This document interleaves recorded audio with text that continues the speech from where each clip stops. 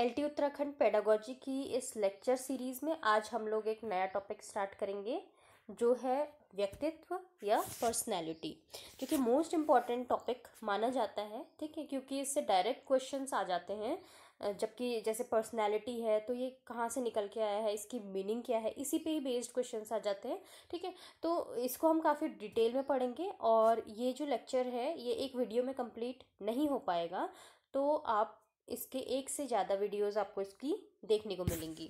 तो चलिए आज का टॉपिक स्टार्ट करते हैं। सबसे पहले अगर बात करें व्यक्तित्व जो है, इसको इंग्लिश में पर्सनैलिटी कहते हैं, जो कि लैटिन वर्ड से आया है। कौन से? लैटिन वर्ड है पर्सोना, जिसका मीनिंग है मास्क या मुखौटा। तो ये भी एक काफ़ी इंपॉर्टेंट है कि ये कहाँ से आया है। ठीक है, तो पर्सोना ये वर्ड याद रखिएगा। और जो कलाकार होते थे, ठीक है, वो क्या करते थे, मतलब जब वो रंगमंच पे जाते थे तो उनको क्या करना होता था, एक मास्क पहनना होता था या आवरण कह सकते हैं हम। ठीक है, तो उसी को ही पर्सोना कहा गया है, यानी कि मास्क को या आवरण को। इस प्रकार अगर हम बात करें, व्यक्तित्व का अर्थ सिर्फ जो बाहरी दिखावट है उससे लिया जाता है, ना कि शरीर मतलब शारीरिक या मानसिक गुणों से इनका कोई मतलब नहीं होता है। आप बाहर से जैसे दिख रहे हैं, ठीक है, किस तरह के आप कपड़े पहन रहे हैं, तो यही क्या दिखा रहा है, आपका व्यक्तित्व दिखाता है। व्यक्तित्व जैसा बाहर दिखाई देता है, ठीक है, जैसे कपड़े पहने जाते हैं, इसी को व्यक्तित्व कहा गया है। और पर्सोना का अगर हम एकदम शाब्दिक अर्थ अगर देखें तो वो है नकली चेहरा, मुखौटा या नकाब। ये इसके अलग अलग मीनिंग है। अब देखो, जो व्यक्तित्व है उसमें बुद्धि, संवेग, व्यवहार, क्रियाएं, रुचियां तथा अभिरुचियां, सारी की सारी क्या रहती हैं, इसमें सम्मिलित रहती हैं।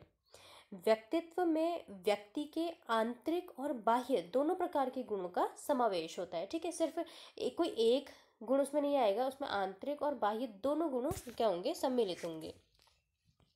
कुछ मनोवैज्ञानिकों ने समायोजन को व्यक्तित्व कहा है। कुछ ऐसे मनोवैज्ञानिक भी थे जिन्होंने एडजस्टमेंट को या समायोजन को ही क्या कह दिया, व्यक्तित्व कह दिया। व्यक्तित्व के अर्थ को स्पष्ट करने के लिए इसके बारे में कुछ दृष्टिकोण और परिभाषाएं दी गई। अब अगर हम बात करें कुछ दृष्टिकोण की कि कैसे दृष्टिकोण है, सबसे पहला है इसमें दार्शनिक दृष्टिकोण। देखो, जो दर्शन शास्त्र के विचारक व्यक्तित्व को क्या बोलते हैं, वो बोलते हैं कि ये पूर्ण आदमी है। ठीक है, ये किसी एक चीज़ की बात नहीं कर रहे हैं, यहाँ पे संपूर्ण की बात करेंगे। तो व्यक्तित्व पूर्ण रूप का आदर्श है, यह स्वानुभूति है। अगर ये क्या कहते हैं, एक तरह से पूर्ण रूप मान रहे, तो personality is ideal of perfection and it is self realisation. बात करें जीव शारीरिक दृष्टिकोण की, तो व्यक्तित्व का मतलब व्यक्ति का जो व्यक्तित्व है वह क्या है, जो उसके अंदर है, जो उसके भीतर है, वही एक तरह से उसको क्या कह रहे हैं, व्यक्तित्व कह रहे हैं। समाज शास्त्रियों ने इसको कैसे दृष्टिकोण से देखा, देखो, व्यक्तित्व उन समस्त गुणों का संगठन है जो समाज में व्यक्ति का कार्य तथा पद निर्धारित करते हैं। यहाँ पे उसका कार्य और पद की बात की गई है। मनोविश्लेषण दृष्टिकोण। अब देखो, मनोविश्लेषणात्मक जहाँ पे बात आती है वहाँ पे नाम लिया जाता है फ्राइड का। तो फ्राइड ने इसे 3 मेन पार्ट्स में बांटा है। पहला था इसमें इड, दूसरा है ईगो या हम इसको अहंग कहते हैं, और सुपर ईगो जिसको हम नैतिक मन या परा अहंग भी कहते हैं। अगर हम बात करें इड की, ठीक है, तो इड क्या है, देखो, इड एक अचेतन मन है, ठीक है, जिसमें स्थित जो मूल प्रवृत्तियां होंगी, ठीक है, तथा प्राकृतिक जो इच्छाएं होती हैं जो कि अनैतिक होती हैं। ठीक है, मतलब ये एक मतलब कुछ भी हो सकती हैं, कोई गलत, इसमें गलत चीज़ भी हो सकती है। ठीक है, और इसको क्या चाहिए होता है, बहुत जल्दी शीघ्र संतुष्टि इसको चाहिए होती है, वह व्यक्ति का अनैतिक भाग है। तो ये एक तरह से क्या है कि कोई जैसे किसी का मन है सिगरेट पीने का, ठीक है, तो उसको उस टाइम लगेगा कि मुझे सिगरेट पीनी चाहिए, ठीक, लेकिन क्या होगा, तो ये जो है एक तरह से मतलब जो उसको तीव्र इच्छा होगी, तो यहाँ पे वो क्या है, यहाँ पे इसको बोला गया है इड, ठीक है, अचेतन मन, और जो अनैतिक चीज़ें हो सकती हैं। देखो, नेक्स्ट आता है ईगो। ईगो में क्या होता है, यह व्यक्तित्व का सामाजिक भाग है। ठीक है, अब मतलब अगर वो कोई ऐसी जगह में खड़ा है, कहीं बाहर पे कोई व्यक्ति खड़ा है, या हम कह सकते हैं कहीं मार्केट में अगर वो खड़ा है, तो उसको लगेगा कि अच्छा यहाँ पे थोड़ी समाज है, तो ना मैं यहाँ पे मतलब मुझे सिगरेट यहाँ पे नहीं पीनी चाहिए। ठीक है, तो यह व्यक्तित्व का सामाजिक भाग है एक तरह से। ठीक है, इसका संबंध नैतिक मन यानी कि जो सुपर ईगो है और अहंग दोनों में से एक तरह से लिया जाता है। ये बीच का पाथ है एक तरह से। ठीक है, तो एक एक तरफ अगर व्यक्ति को क्या है, व्यक्ति के मन में आ रहा है कि अच्छा मैं चोरी करूं, मेरे को पैसा चाहिए और मुझे चोरी करनी चाहिए, तो जो आपका ईगो होगा वो आपको यहाँ पे रोकेगा। ठीक है, वो सोचेगा कि नहीं अगर चोरी कर ली तो पकड़ा जाएंगे। ठीक है, तो ये सारी चीज़ें ईगो में आएंगी, बीच का पाथ है एक तरह से। फिर आता है सुपर ईगो, जो कि बहुत ही हाई लेवल आदर्शों की बात करता है। ठीक है, तो वो आपको रोकेगा कि देखो सिगरेट जो है वो हेल्थ के लिए अच्छी नहीं है, तो हमें ये नहीं करनी चाहिए। ठीक है, ऐसे ही वो अगर कोई चोरी करना चाहता है तो वो उसके मन में आएगा कि नहीं, मुझे ऐसा नहीं करना चाहिए, गलत काम है। ठीक है, तो ये इड, ईगो और सुपर ईगो की बात हुई। मनोवैज्ञानिक दृष्टिकोण जो होते हैं, ये क्या कहते हैं, इसके द्वारा व्यक्ति की शारीरिक, मानसिक, भावात्मक, सामाजिक तथा संवेगात्मक जो विशेषताएं होती है उनको संगठित रूप से एक तरह से रूप क्या किया जाता है, व्यक्तित्व के अंदर इसको माना जाता है। कुछ परिभाषाएं देख लेते हैं। तो सबसे पहले ऑलपोर्ट ने क्या बोला है कि व्यक्तित्व व्यक्ति में उन मनोदैहिक व्यवस्थाओं का गतिशील संगठन है जो कि वातावरण के साथ उसके अपूर्व समायोजन का निर्धारण करती है। अब ऑलपोर्ट ने इसको मनोदैहिक अवस्थाओं से रिलेटेड किया है। ठीक है, तो इन्होंने क्या बोला कि जो व्यक्तित्व व्यक्ति में उन मनोदैहिक व्यवस्थाओं का गतिशील संगठन है जो कि वातावरण के साथ उसके जो अपूर्व वो समायोजन कर रहा है उस पर एक तरह से उसका निर्धारण करती है। नेक्स्ट आते हैं आर बी कैटल। व्यक्तित्व वह है जिसके द्वारा हम यह भविष्यवाणी कर सकते हैं कि कोई व्यक्ति किसी परिस्थिति में क्या करेगा। ठीक है, तो कैटल ने ये बोला कि कोई भी व्यक्ति अगर कोई भी परिस्थिति आती है, कोई सिचुएशन आती है उसके सामने, तो वो फ्यूचर में क्या करेगा, उसको कैसे रिएक्शन उसका वो देगा। आइजेंक है, उन्होंने बोला है आइजेंक ने कि व्यक्तित्व व्यक्ति के चरित्र, स्वभाव, बुद्धि और शारीरिक बनावट का थोड़ा बहुत ऐसा स्थायी और स्थिर संगठन है जो वातावरण के साथ उसके अपूर्व समायोजन जो कि हम यूनिक एडजस्टमेंट कह सकते हैं को निर्धारित करता है। ठीक है, तो इन्होंने एक तरह से क्या कहा, जो व्यक्तित्व है वो व्यक्ति के चरित्र, स्वभाव, बुद्धि और शारीरिक जो बनावट है, ठीक है, उसका थोड़ा बहुत ऐसा स्थायी और स्थिर संगठन है जो वातावरण के मतलब उसमें क्या करेगा, वातावरण में एक तरह से क्या करेगा, यूनिक एडजस्टमेंट को निर्धारित करता है। ये आइजेंक ने कहा था। अगर हम बात करें व्यक्तित्व की प्रकृति की, कैसा उसका नेचर है, क्या क्या उसकी इम्पोर्टेंस है, तो देखो सबसे पहले नंबर 1 इसमें आता है गत्यात्मक संगठन यानी कि डायनेमिक ऑर्गेनाइजेशन। अब अगर हम इसकी बात करें तो इसमें क्या है, देखो जो जो एक तरह से जो पर्सनैलिटी होती है वो एक संगठन टाइप का है। ठीक है, और ये क्या है, बहुत सारी हम कह सकते हैं इसको यूनिट्स से या इकाइयों से मिलके बना है। बहुत सारी ये इकाइयों से मिलके बना है।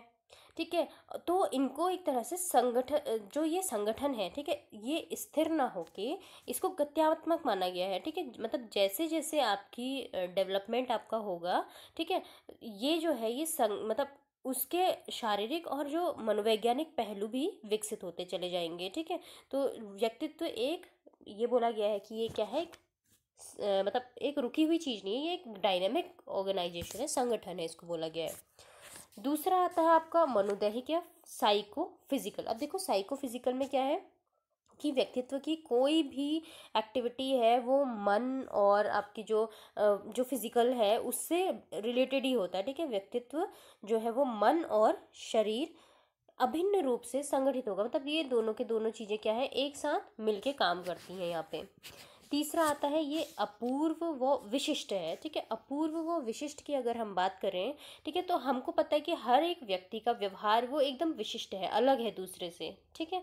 तो यहाँ पे क्या होता है, कोई भी व्यक्ति दूसरे से एकदम भिन्न होगा, चाहे वो आइडेंटिकल ट्विंस क्यों ना हो। जो ट्विंस होंगे वो भी एक ही टाइम पे सेम बिहेवियर शो नहीं करेंगे। फोर्थ आता है इसमें परिवर्तनशीलता, ठीक है। तो चेंजेस क्या है यहाँ पे देखो, चेंजेबिलिटी की अगर हम बात करें तो जो सेम एक ही जो व्यक्ति होगा उसका विभिन्न परिस्थितियों में व्यवहार सेम नहीं होता, हर जगह उसका व्यवहार कैसा होता है, अलग अलग होता है। नेक्स्ट आता है आपका आत्म चेतना, जिसको हम कहेंगे सेल्फ कॉन्शियसनेस। तो सेल्फ कॉन्शियस में मतलब कि जो पर्सनैलिटी है उसकी एक मेन जो एक तरह से मुख्य विशेषता है वो क्या है, आत्म चेतना है, ठीक है।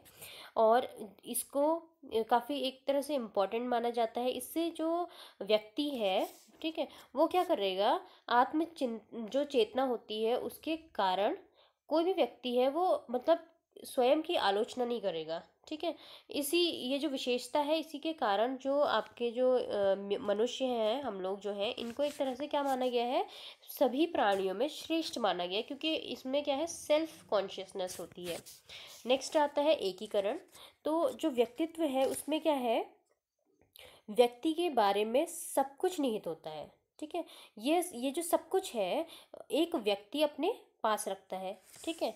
और इसमें क्या है, व्यवहार के सारे पक्ष आते हैं, जैसे कि इसमें कॉग्निटिव भी आएगा, कॉग्निटिव यानी कि ज्ञानात्मक, ठीक है। और इसमें आपका क्रियात्मक भी आएगा, इसमें भावात्मक भी आएगा, ठीक है। तो ये सारी चीज़ें इसमें एकीकरण में या इंटीग्रेशन में आती हैं। समाज द्वारा प्रभावित होना, अब इन्फ्लुएंस्ड बाय सोसाइटी। तो जो पर्सनैलिटी है उस पर जो सोसाइटी है उसका बहुत ज़्यादा एक तरह से क्या पड़ता है, इफ़ेक्ट पड़ रहा है, ठीक है। तो हमारे अपने बारे में जो विचार होते हैं वे समाज के अन्य व्यक्तियों के संपर्क में आने पर एक तरह से प्रभावित होते हैं। एक तरह से कहते हैं ना कि आपका जो संगति होगी वो क्या होगी, वो आपको इफेक्ट करेगी कहीं ना कहीं। तो यही है कि आप समाज से बहुत ज़्यादा प्रभावित होते हैं। समायोजन की योग्यता, कैसे एबिलिटी ऑफ एडजस्टमेंट क्या होती है कि मतलब इसमें जो पर्सन है उसकी पर्सनैलिटी एक तरह से क्या है, वो एडजस्टमेंट करती है, समायोजन करने की उसमें योग्यता एक तरह से होती है। जैसा आपका एनवायरनमेंट होगा आप वैसे ही क्या हो जाओगे, उसमें ढल जाओगे। नेक्स्ट आता है लक्ष्य निर्देशित, यानी कि गोल डायरेक्टेड। गोल डायरेक्टेड में क्या है कि जो पर्सनैलिटी है ये एक तरह से कुछ ना कुछ गोल ओरिएंटेड होती है, ठीक है। व्यक्तित्व किसी मतलब लक्ष्य द्वारा निर्देशित एक तरह से होती है। जिस तरीके का लक्ष्य होगा उसी तरीके का कोई गोल है, उस पर पहुंचने के लिए आप कुछ ना कुछ ऐसे एक्टिविटीज़ करोगे जो आपकी पर्सनैलिटी में भी झलक के आएगी।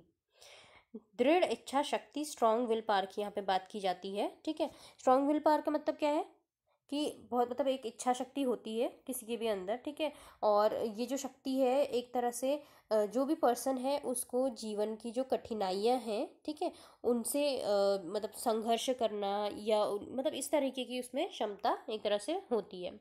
और इसमें लास्ट है सीखना और अनुभवों का अर्जन करना, ठीक है। क्या हम सीख रहे हैं, क्या हम अनुभव कर रहे हैं, ठीक है। तो ये दोनों जो हैं ये मतलब जो सीखना है लर्निंग, और जो आपके एक्सपीरियंस हैं, ठीक है, उनका अर्जन करना भी एक तरह से क्या है, ये बहुत एक दूसरे के साथ एकदम बहुत ज़्यादा इम्पॉर्टेंट रोल प्ले करते हैं। दोनों व्यक्तित्व के विकास में पूरी तरह से क्या करते हैं, हेल्प करते हैं। तो ये व्यक्तित्व की प्रकृति और विशेषताएं थी। अब हम बात करेंगे व्यक्तित्व के टाइप्स की। सबसे पहला जो टाइप हम पढ़ेंगे या क्लासिफिकेशन जो हम पढ़ेंगे वो है युंग का वर्गीकरण या युंग्स क्लासिफिकेशन, जो कि गुणों के आधार पर डिवाइडेड है। अब देखो नाम हमने पहले से सुने हुए हैं कि अंतर्मुखी व्यक्तित्व इंट्रोवर्ट्स, बहिर्मुखी एक्सट्रोवर्ट्स और मध्यमुखी एम्बीवर्ट्स। जो अंतर्मुखी व्यक्तित्व है, ठीक है, उसके बारे में अगर हम बात करें तो सबसे पहले जो अंतर्मुखी लोग होंगे वो क्या होते हैं, कम बोलने वाले होते हैं, थोड़े संकोची भी होते हैं तथा लज्जाशील होते हैं, ठीक है, थोड़े मतलब शर्मीले कहेंगे हम उनको, ये होते हैं। इन गुणों वाले जो व्यक्ति होते हैं उनमें फ्लेक्सिबिलिटी की कमी होती है, एकदम मतलब वो फ्लेक्सिबल नहीं होंगे, ठीक है। ये प्रायः मतलब चिंतित रहते हैं और इनमें सामाजिकता की भी क्या होती है, कमी होती है। इनके फ्रेंड्स भी कम होते हैं और ये इतने एक तरह से लोकप्रिय भी नहीं होते हैं, ठीक है। और वे स्वयं में रुचि लेते हैं, किसमें, स्वयं में ये रुचि लेते हैं। ये प्रायः चिंतित रहते हैं, ये हमने देख लिया, ठीक है, और किसी भी चीज़ में ज़्यादा इंटरेस्ट नहीं लेंगे और बाह्य जगत में इनकी रुचि नहीं होती। ये अच्छे लेखक तो हो सकते हैं लेकिन अच्छे वक्ता ये नहीं होते हैं, ठीक। तो ये हमने देखा। नेक्स्ट हम देखेंगे बहिर्मुखी व्यक्तित्व कैसा होता है। तो इनकी अगर हम इनकी इंटरेस्ट की बात करें तो जो बाह्य संसार में इनका इंटरेस्ट रहता है काफ़ी, ठीक है। और ये व्यक्ति साहसी होंगे, ठीक है, कभी ना घबराने वाले ये होते हैं। और इनकी जो लाइफ होती है ये ऑप्टिमिस्टिक यानी कि आशावादी होती है। इनमें परिस्थितियों के अनुकूल ये समायोजन करने के, इनमें एडजस्टमेंट ये कर लेते हैं। इनके अपने कोई विचार नहीं होते। ये सदैव उन लोगों के विचारों को अपना लेते हैं जो समाज में विशेष स्थान रखते हैं और मतलब समय समय पर अपने विचारों में ये परिवर्तन करते रहते हैं, ठीक है। वे लोकप्रिय होते हैं, सरलता से इनके फ्रेंड्स बन जाते हैं और बहुत ज़्यादा ये सोशल होते हैं। इनको लिखने का अभ्यास तो कम होता है किंतु ये वक्ता काफ़ी अच्छे होते हैं, ठीक है। और ये हमेशा चिंताग्रस्त मतलब सोचने में ही नहीं रहते हैं। बाह्य जगत में जिन जो भी गुण हैं, ठीक है, या कार्य हैं जिनकी प्रशंसा होती है तो ये उन्हीं गुणों को अपनाते हैं, ठीक है, और उन्हीं कामों को ये करते हैं। फिर आता है मध्यमुखी। अब जैसे नाम ही है एम्बीवर्ड्स, तो ये एक तरह से बीच का पात है। ये पूर्ण रूप से ना तो अंतर्मुखी होंगे ना ही बहिर्मुखी होंगे। प्रत्येक व्यक्ति इन दोनों का मिश्रण होता है। कुछ व्यक्ति अधिकांश रूप से अंतर्मुखी होते हैं तथा कुछ बहिर्मुखी होते हैं, ठीक है। नेक्स्ट आते हैं, ये हमने देखा था अभी यूंग का क्लासिफिकेशन। अब हम देखेंगे शेल्डन का क्लासिफिकेशन। शेल्डन ने जो पर्सनैलिटी है उसको शारीरिक बनावट के आधार पर डिवाइड किया है। और कितने पार्ट्स में डिवाइड किया है, 3 पार्ट्स में उन्होंने इसको डिवाइड किया है। देखो, पहला है एंडोमॉर्फिक, दूसरा है मीजोमॉर्फिक और तीसरा है एक्टोमॉर्फिक। सबसे पहले एंडोमॉर्फिक देखते हैं। तो एंडोमॉर्फिक जो होते हैं, अगर हम इनके शारीरिक बनावट की बात करें तो कैसे होते हैं, शक्तिहीन होंगे, मोटे होंगे और कोमल शरीर वाले होते हैं। मतलब ये मोटे होते हैं लेकिन शक्ति इनमें नहीं होती है और शरीर कैसा होता है, कोमल होता है। अगर इनकी हम ये विशेषताओं की बात करें, इनके व्यक्तित्व संबंधी जो विशेषताएं हैं, देखो ये आराम तलब होते हैं, इनको आराम पसंद है, सोशल ये होते हैं, ठीक है, और स्नेहशील होते हैं ये। नेक्स्ट आता है मीजोमॉर्फिक। मीजोमॉर्फिक की बात करें तो मीजोमॉर्फिक कौन होते हैं, ये शारीरिक रूप से संतुलित होंगे, ठीक है, अच्छा इनका स्वास्थ्य होता है, फुर्तीले होते हैं ये, ठीक है। और अगर इनके मतलब विशेषताओं की बात करें तो ये साहसी, निडर, फुर्तीले, आशावादी और कर्मठ होते हैं। नेक्स्ट आता है एक्टोमॉर्फिक। एक्टोमॉर्फिक जो होते हैं कमजोर एवं शक्तिहीन होंगे, लंबे, दुबले, पतले तथा अविकसित सीने वाले होते हैं। और ये इनको हम देखते हैं तो ये निराशावादी होते हैं, असामाजिक होंगे, ठीक है, सोसाइटी से इनको ज़्यादा मतलब नहीं होता, एकांत प्रिय ये होते हैं और इनका स्वभाव जो होता है वो तो चिड़चिड़ा होता है, ठीक है। तो 3 पार्ट्स में शेल्डन ने इनको बांटा हुआ था शारीरिक बनावट को, एंडोमॉर्फिक, मीजोमॉर्फिक और एक्टोमॉर्फिक। और अगर हम बात करें आकार प्रकार के, ये जो इन्होंने एक तरह से जो वर्गीकरण दिया था, ठीक है, और इसी के आधार पर इन्होंने स्वभाव के भी 3 पार्ट्स बताए हैं। कौन कौन से पार्ट हैं, देखो, विसर्टोनिक, सोमेटोटोमिक और सेरिब्रोटोनिक। देखते हैं विसर्टोनिक क्या है। देखो, जो विसर्टोनिक जो व्यक्तित्व, ऐसी पर्सनैलिटी वाला जो व्यक्ति होगा, ठीक है, इनमें भोजन की क्रियाओं की प्रधानता होती है। मतलब इनको ये क्या होता है, फूडी होंगे एक तरह से, ठीक है, इनको भोजन पसंद है, आराम भी इनको पसंद होता है, ठीक है। दूसरे से प्यार के ये इच्छुक होते हैं, मतलब इनको क्या चाहिए होता है, दूसरों से प्यार चाहिए होता है। इनकी नींद गहरी होती है, आपत्ति में दूसरों की सहायता करते हैं, जब कोई भी ऐसे आपत्ति आ जाती है तो ये दूसरों की हेल्प के लिए तैयार रहते हैं। तो ये विसर्टोनिक था। नेक्स्ट सोमेटोटॉमिक, सोमेटोटॉमिक में क्या है, ये क्रियाशील, स्पष्ट, ये प्रतियोगी सब स्वभाव वाले होते हैं, ठीक है, कंपटीशन जो करते हैं एक तरह से, उनका स्वभाव होता है सोमेटोटॉमिक। ये शक्तिशाली, अधिकार प्रिय तथा जोर जोर से बोलने वाले होते हैं, और आपत्ति के समय ये और ज़्यादा क्या रहते हैं, अधिक क्रियाशील रहते हैं। और तीसरा आता है सेरिब्रोटोनिक। सेरिब्रोटोनिक जो होते हैं ये संयमी, संकोचशील और संवेदनशील होते हैं। ये अपनी भावनाओं को दबाने के आदि होते हैं, ठीक है, अपनी जो भी इनकी फीलिंग्स होंगी उनको क्या कर देते हैं, ये सप्रेस कर देते हैं। ये एकांत प्रिय तथा आपत्ति में सहायता लेने की अपेक्षा अपने तक ही सीमित रहते हैं। मतलब ये मतलब किसी की हेल्प करने या मतलब खुद से कोई हेल्प लेने में ये इतना ज़्यादा बिलीव नहीं करते हैं। ये क्या करेंगे, एक तरह से सीमित रहते हैं, और ये धीरे धीरे बोलते हैं, और इनकी नींद भी इनकी ठीक नहीं इनको आती है, ठीक है। तो ये 3 पार्ट्स थे। अब नेक्स्ट आता है आइजेंक का वर्गीकरण। देखो आइजेंक जो है, इन्होंने जो मानव व्यवहार की विशेषताओं के आधार पर, ठीक है, कि मानव के व्यवहार के क्या क्या विशेषताएं हैं, उनके आधार पर व्यक्तियों के विशिष्ट समूहों या वर्गों में विभाजित करने का इनको एक तरह से प्रयत्न इन्होंने किया है। तो सबसे पहले देखो एक चार्ट है, इसका चाहे तो स्क्रीनशॉट ले लेना, क्योंकि आगे इसका डिटेल डिस्कस करेंगे, और फिर मैं बार बार स्लाइड पीछे कैसे करूँ।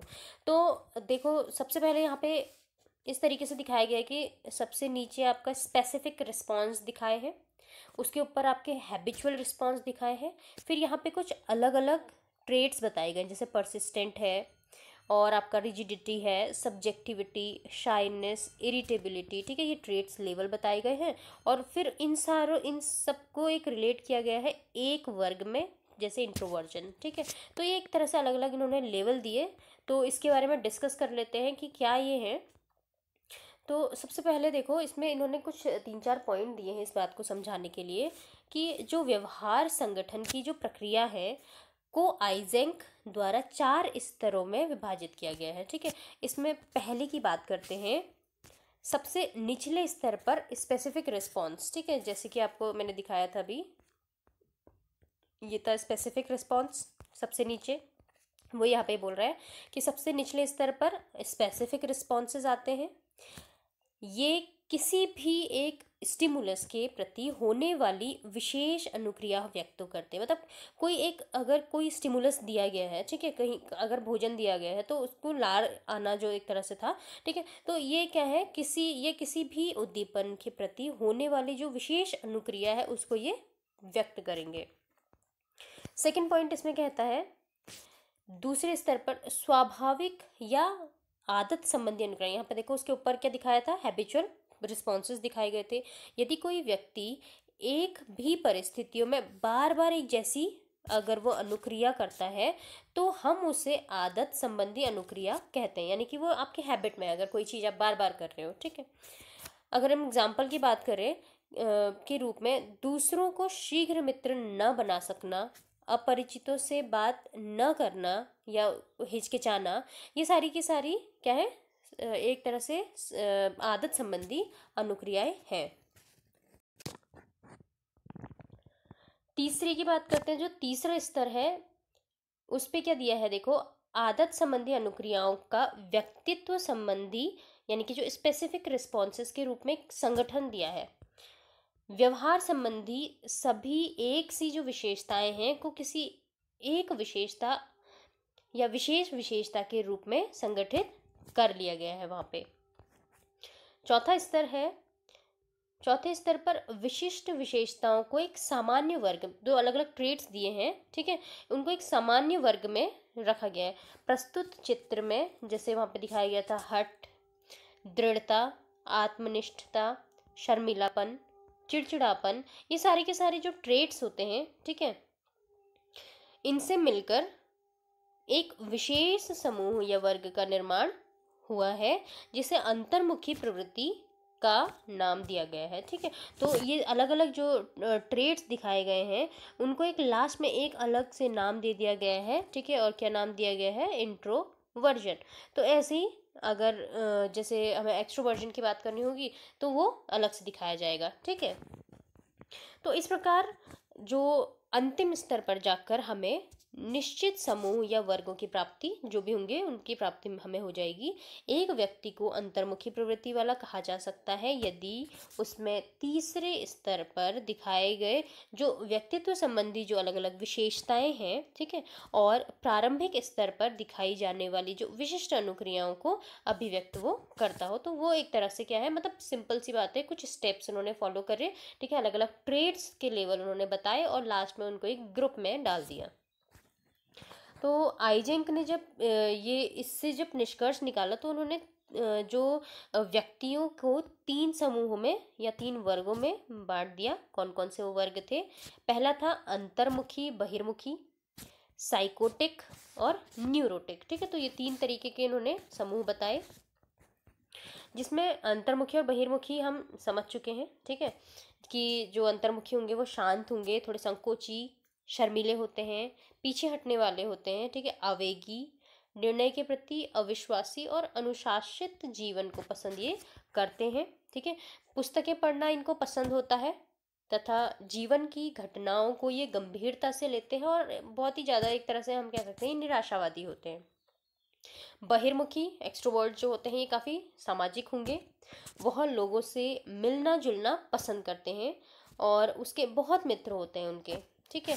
आराम पसंद होंगे, आशावादी होते हैं ये, और चिंता न करने वाला इनका नेचर होता है। दूसरा आता है न्यूरोटिक्स। न्यूरोटिक्स क्या है? न्यूरोटिक व्यक्ति स्नेह यानी कि प्यार, सुरक्षा, आत्मसम्मान आदि आवश्यकताओं को पर्याप्त मात्रा में संतुष्टि नहीं कर पाता। व्यक्ति चिंता और अपराध भावनाओं से मुक्त नहीं रह पाता, मतलब इनको चिंता भी होती है और कुछ कुछ अपराध वाली भावनाएं इनके अंदर होती हैं, मतलब इनसे ये छूटे नहीं रहते हैं, ठीक है। ये उन भावनाओं से बचने के लिए सुरक्षात्मक प्रयास भी करते हैं। व्यक्ति का जीवन की जो वास्तविकताएं होती हैं, ठीक है, से पूर्ण संबंध नहीं होता। जो वास्तविकता जो होंगी जीवन की, उनसे इसका ज़्यादा संबंध नहीं होता है। व्यक्ति अपने आप को वातावरण में समायोजित नहीं कर पाता है और इनमें क्या होते हैं, कुछ कॉन्फ्लिक्ट्स के कारण, ठीक है, समायोजन में इनको प्रॉब्लम आती है। साधारण प्रतिबल यानी कि स्ट्रेस उत्पन्न होने पर ये अपना साहस खो देते हैं और अधिक संवेगी और चिंतित ये हो जाते हैं। इसके विपरीत स्थायी व्यक्ति अधिक संवेगी नहीं होता। इसके विपरीत जो स्थायी व्यक्ति होगा वो अधिक संवेगी नहीं होता है, वह धीरे धीरे सामान्यता की ओर वापस आ जाते हैं, ठीक है, और शांत रहते हैं, चिंतित नहीं रहते हैं। उसका अपने आप पर नियंत्रण होता है। किसका? जो और ज़्यादा थोड़े से संवेगी होंगे उनकी बात हो रही है यहाँ पे। और फिर आता है साइकोटिक। साइकोटिक कौन होते हैं? देखो, ये एक तरह से साइकोटिक व्यक्ति विषाद यानी कि डिप्रेशन अधिक होता है इनमें। साइकिक ऐसी समझ लो, ठीक है, साइकोटिक नाम है। तो ये व्यक्ति समाज विरोधी तथा अपराध प्रवृत्ति के होते हैं, ठीक है। तो जो समाज में जो प्रॉब्लम क्रिएट करते हैं वो सारे के सारे कौन किस में आते हैं? साइकोटिक में आते हैं। इन्हें समायोजन करने में कठिनाई का सामना करना पड़ता है। इनमें परिस्थितियों के अनुसार व्यवहार करने व ढालने की योग्यता नहीं होती, मतलब परिस्थितियां जैसी भी हैं, ठीक है, उनके जैसे ये व्यवहार नहीं कर सकते। इनका जैसा अपना मन होगा, चाहे ये विरोधी प्रॉब्लम की क्यों ना क्रिएट करें, ठीक है। तो एक तरह से जो अपराधी टाइप के होंगे ये साइकोटिक के अंदर आएंगे। तो ये था आपका फर्स्ट लेक्चर। अभी इसमें और भी काफ़ी टॉपिक्स बचे हुए हैं और थैंक यू फॉर वॉचिंग। अगर आपको ये वीडियोस पसंद आती हैं तो please like, share and subscribe ज़रूर कीजिएगा।